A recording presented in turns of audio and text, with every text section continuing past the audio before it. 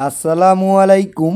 সপ্তম শ্রেণী ডিজিটাল প্রযুক্তি বইয়ের শিখন অভিজ্ঞতা ৬ বন্ধু নেটওয়ার্কে ভাব বিনিময়। এই শিখন অভিজ্ঞতাটি দেওয়া কাজগুলোর উত্তর নিয়ে এখন আমি আলোচনা করব। তাহলে চলুন শুরু করা যাক।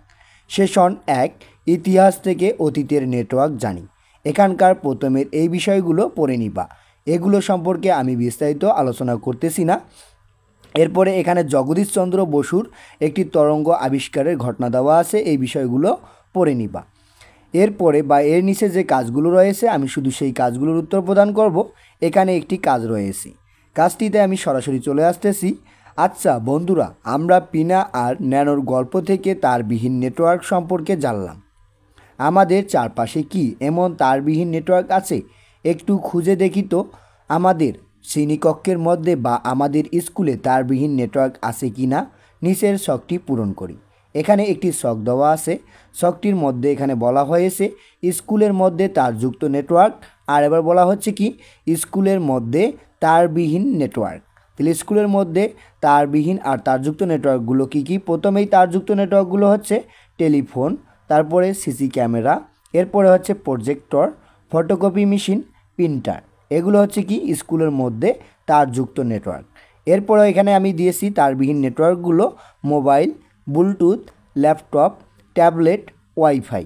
এগুলো হচ্ছে কি তারবিহীন নেটওয়ার্ক। এভাবেই এই ছকটির উত্তর করবা। এরপরে আগামী সেশনের প্রস্তুতি। আগামী সেশনের প্রস্তুতির এখানে বলা হয়েছে তোমরা তোমাদের বাড়ির চারপাশে কি কি ধরনের নেটওয়ার্ক আছে সেগুলো কোথা থেকে কোথায় গেছে দেখে আসবা। তোমরা এটা দেখে আসবা, এটি সম্পর্কে বিস্তারিত আর বলার কিছুই নেই। এরপরে আসি অপর পৃষ্ঠায়। সেশন ২, আমার চারপাশে আছে নানা ধরনের নেটওয়ার্ক। এখানে বলা হয়েছে আমরা আমাদের চারপাশের বিভিন্ন যন্ত্র পর্যবেক্ষণ করে দেখি কোনটি তারের সাহায্যে এবং কোনটি তারের সাহায্য ছাড়া তথ্য আদান প্রদান করে। এখন এইখানে একটি ছক রয়েছে। ছকের প্রথম কলামে যন্ত্র, এরপরে হচ্ছে তথ্য পাঠানোর মাধ্যম, এরপরে হচ্ছে আমার কোনো পর্যবেক্ষণ। এখানে প্রথম দুটি করে দেওয়া আছে। এই দুটির আলোকে কী করতে হবে, নিচে আরও কিছু যন্ত্রের নাম আর তথ্য পাঠানোর মাধ্যম এবং পর্যবেক্ষণ থাকলে লিখতে হবে। এখানে আমি কয়েকটি যন্ত্রের নাম দিয়েছি। টেলিভিশন। টেলিভিশন কি একটি তারযুক্ত নেটওয়ার্ক। তাহলে টেলিভিশন তারযুক্ত মানে কি, যেমন বৈদ্যুতিক তার দিয়ে টেলিভিশন চালানো হয়, এই জন্য এটা কি তারযুক্ত নেটওয়ার্ক। এরপরে হচ্ছে যে শুধু তথ্য গ্রহণ, মানে টেলিভিশন থেকে কী করা যায়, শুধু তথ্য গ্রহণ করা যায়, তথ্য প্রদান করা যায় না। এরপরে হচ্ছে টেলিফোন। টেলিফোনও কি তারযুক্ত একটা নেটওয়ার্ক, তথ্য গ্রহণ ও প্রেরণ, মানে টেলিফোনে কেউ কথা বললে আবার কথার কী পাওয়া যায়, উত্তর পাওয়া যায়, তাই কি হচ্ছে তথ্য গ্রহণ ও প্রেরণ। এরপর হচ্ছে ল্যাপটপ। ল্যাপটপ কি তারবিহীন, এখানেও কি করা যায়, তথ্য গ্রহণ করা যায়, আবার কি করা যায়, প্রেরণ করা যায়, তাহলে তথ্য গ্রহণ ও প্রেরণ। এরপরে প্রজেক্টর। প্রজেক্টর কি তারযুক্ত মাধ্যম, এটা নেটওয়ার্কের মাধ্যম। এখানে কি করা হয়, শুধু তথ্য প্রেরণ করা হয়, তথ্য গ্রহণ করা হয় না। এরপর হচ্ছে কম্পিউটার, তারযুক্ত একটা নেটওয়ার্ক, তাহলে কি হচ্ছে তথ্য গ্রহণ ও প্রেরণ উভয়ই করা যায়। এভাবে এখানে এই ছকটির উত্তর করবা। এরপরে এখানে বলা হয়েছে আমরা এবার খুঁজে বের করি নেটওয়ার্কগুলো কিভাবে কাজ করে। তারযুক্ত এবং তারবিহীন নেটওয়ার্কের জন্য আমরা দুটি দলে বিভক্ত হই। এক দল তারবিহীন নেটওয়ার্কের সুবিধা অসুবিধা এবং অপর দল তারযুক্ত নেটওয়ার্কের সুবিধা অসুবিধা খুঁজে বের করি এবং নিচের ছকে উপস্থাপন করি। এখানে একটি ছক দেওয়া আছে। ছকটির উত্তর তোমরা খুবই ছোট করে করার চেষ্টা করবা। এখানে দুটি দলে বিভক্ত হতে হবে। দল ১ তারযুক্ত নেটওয়ার্ক আর দল ২ হচ্ছে তারবিহীন নেটওয়ার্ক। আর সুবিধা অসুবিধা, প্রথমেই দল ১-এর জন্য তারযুক্ত নেটওয়ার্কের সুবিধাগুলো হচ্ছে সহজে ব্যবহারযোগ্য, দূরে ডেটা প্রেরণ, দ্রুত গতিতে ডেটা প্রেরণ, নির্ভুল তথ্য আদান প্রদান, নিরাপদ ও গোপনীয়।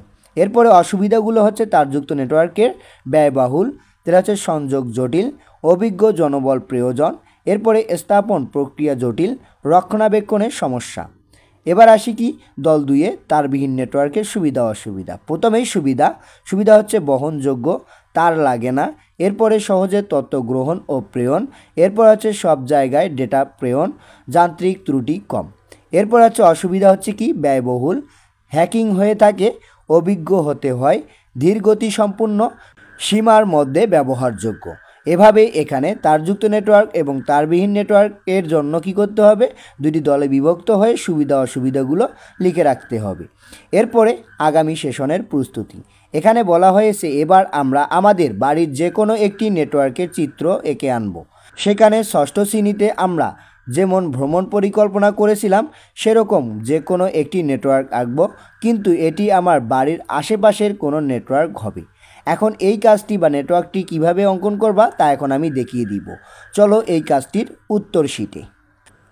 কাজটির উত্তর যেভাবে করবা, উত্তর আমার বাড়ির পাশের বুকশপের নেটওয়ার্কটি যেমন হবে তা নিচে দেখানো হলো।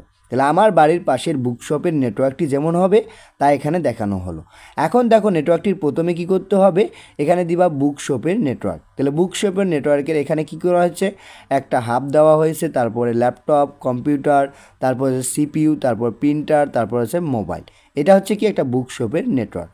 এইভাবেই একটা কি করবা, নেটওয়ার্কের চিত্র অঙ্কন করবা।